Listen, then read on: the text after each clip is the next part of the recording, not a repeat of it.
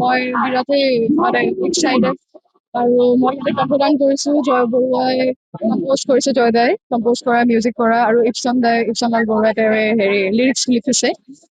আৰু তাৰে দিশসমূহ অকণমান মই ইংলিছ পাৰ্ট এটা আছে, সেই ইংলিছ পাৰ্টটো মই নিজে লিখা প্ৰথমবাৰৰ বাবে।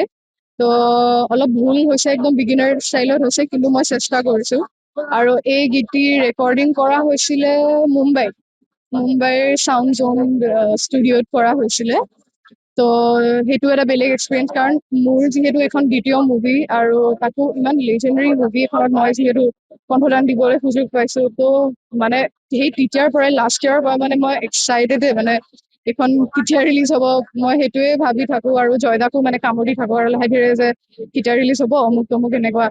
তো এইটো বছৰ ৰিলিজ হ'ব গৈ আছে। I am really very excited. আৰু মই সমূহ দৰ্শকক মই ৰিকুৱেষ্ট কি আপোনালোকে চবেই সকলোৱে গম পাব ৩ জুলাইত আহি আছে মুভিখন, সকলোৱে মৰম দিব, সকলোৱে চাব আহিব।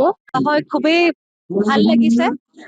বিশেষকৈ মই আচলতে বহুত বছৰৰ পিছত অসমীয়া বোলছবিত মই কণ্ঠদান কৰিছো।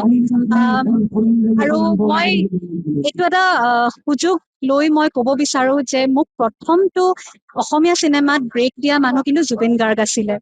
আজি যদিও তেওঁ আমাৰ মাজত উপস্থিত নাই, কিন্তু যিহেতু তেওঁৰো এটা সপোন আছিল যে অসমীয়া চিনেমাক আমি বিশ্বৰ দৰবাৰত জিলিকাই তুলিব লাগে। এখন ঐতিহাসিক চিনেমা যিটো 1983 চনত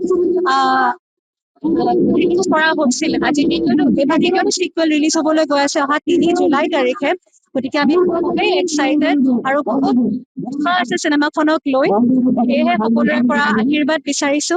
আৰু বিশেষকৈ মই যিহেতু কণ্ঠদান কৰিছো এই মুভিত, মোৰ গান জীৱনৰ জোনাক ইতিমধ্যে সকলোৱে বহুত মৰম দিছে। ঠিক সেইদৰে চিনেমাখনকো যাতে সকলোৱে মৰম দিয়ে।